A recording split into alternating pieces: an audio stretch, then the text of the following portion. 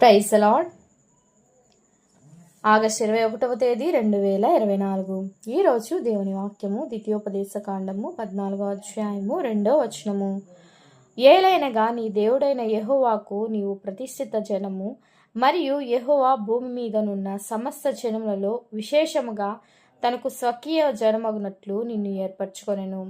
అవును క్రీస్తునందు ప్రియమైన వారలారా, పాత నిబంధనలో దేవుడు తన స్వకీయ జనముగా ఉండుటకు ఇశ్రాయేలును ఏర్పరిచి ఎన్నుకున్నాడు. అందులోనూ లేవీలను తనకు యాజకత్వం చేయుటకు ప్రత్యేకించెను. అలాగే కొత్త నిబంధనలో మనను ఆత్మీయ ఇశ్రాయేలుగా మనను ఎన్నుకొనెను. సమస్త జనములలో నుండి మనను తనకు స్వకీయ జనమగునట్లు నిన్ను నన్ను ఏర్పరచుకొనెను. కనుక ఆయన పిల్లలుగా జీవించుటకు ప్రయాసపడదము. మనము ఆయనను ఎన్నుకొనలేదు, కానీ ఆయన మనను ఎన్నుకొనెను.